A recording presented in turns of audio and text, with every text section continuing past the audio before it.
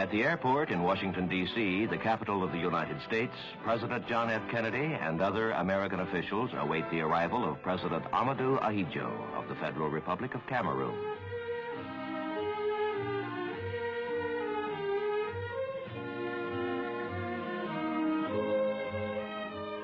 The first person to welcome President Ahidjo at the start of his official visit is President Kennedy.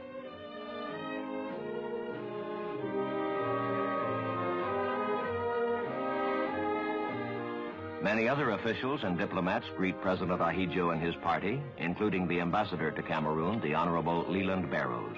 Accompanying President Ahidjo are their excellencies Jean-Faustin Bataillon, Victor Kanga, Tabe Emmanuel Egbe, and other ranking dignitaries.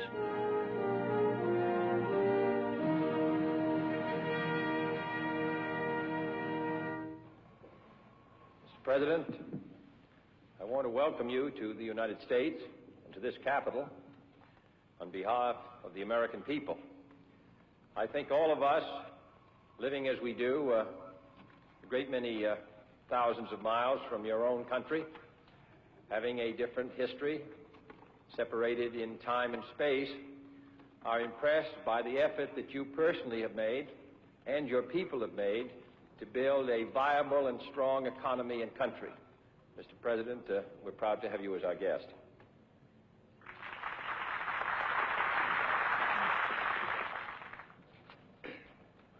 Monsieur le Président, je suis heureux d'avoir pu répondre à l'aimable invitation que vous m'avez adressée et je vous remercie sincèrement pour les paroles que vous Mr. President, I am happy to have been able to respond to the invitation which you addressed to me.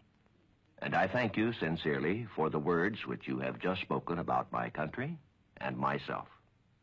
My joy on standing once more on American soil and being welcomed here by the President of this great nation is equaled only by the friendship which my country bears you yourself and the people of the United States.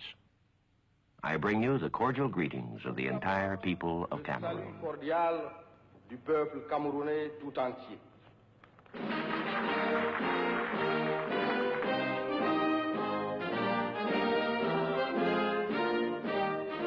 The White House, the United States presidential residence, is the setting for a luncheon in honor of President Ahidjo.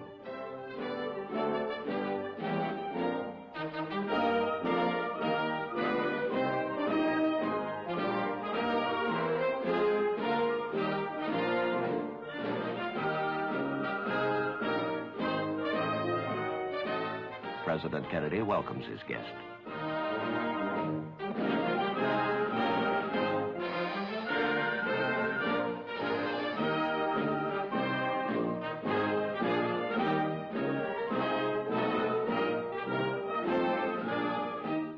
The two leaders and their advisors discuss a number of questions of mutual interest. They note with satisfaction the efforts recently undertaken to create African unity and reaffirm the many goals and ideals shared by the United States and the Federal Republic of Cameroon.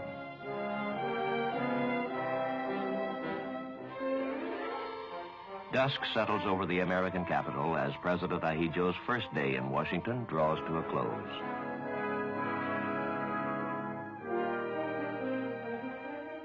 Next morning, President Ahidjo's day begins with a motor tour around Washington. The buildings and monuments are pointed out to the distinguished visitor by Chief of Protocol Angier Bettelduke. The most beautiful and most important is the Capitol, where the lawmaking bodies of the United States government hold their sessions.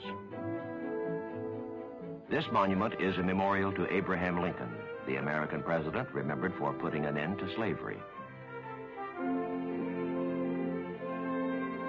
President Ahidjo next visits the Islamic Center and Mosque. The center provides information on Muslim religion and culture. It also serves as a center for the study of Islam in the United States.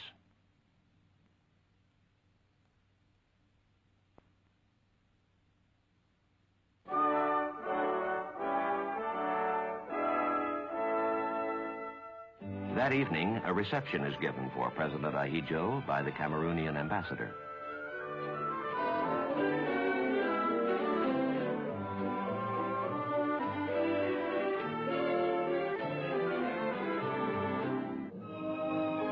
Assistant Secretary of State for African Affairs G. Menon Williams and Mrs. Williams arrive to greet President Ahijo. They are followed by Mrs. Dean Rusk, wife of the American Secretary of State. Others present are the chiefs of diplomatic missions to Washington and high American officials.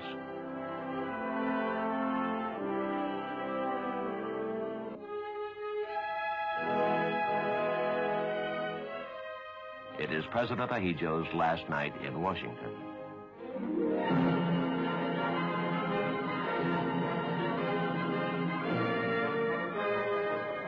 The following morning, he flies to New York, the largest city in the United States. 8 million people of every race and religion inhabit this man-made forest of towers and broad avenues.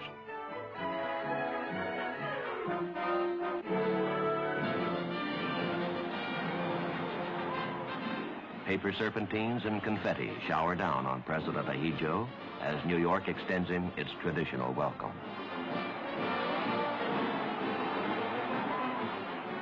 The city's multitudes show President Ahijo the extent and the warmth of America's regard for him and for his country.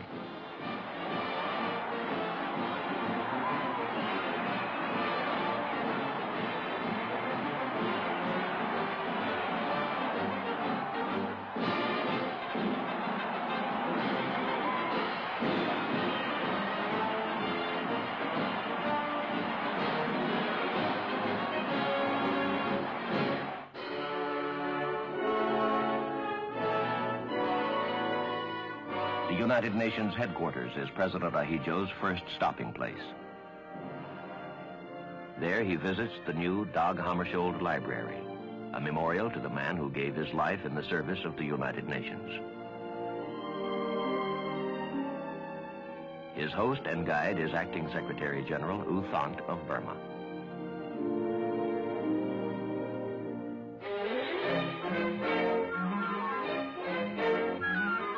Leaving the United Nations, President Ahijo travels once more within sight of New York's towers of steel and stone. His destination is Long Island University.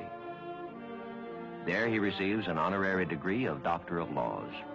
After the ceremony, he observes that in this age, knowledge and understanding are indispensable to everyone.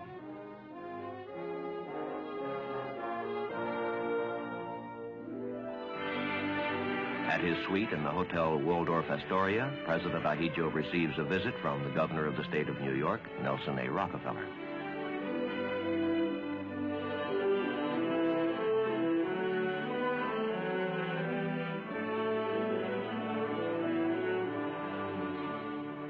A second person of note arrives at the president's suite. President Ahijo has an exchange of views with Ambassador Adlai E. Stevenson, chief of the United States delegation to the United Nations.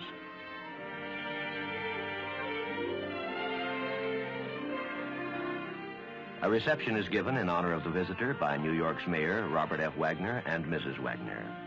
The mayor expresses New York's pride and pleasure in being host to the distinguished president of Cameroon.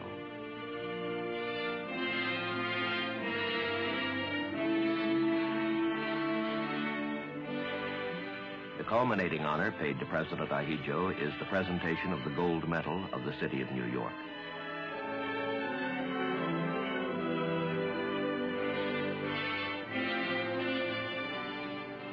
He also receives a plaque commemorating his visit to the city.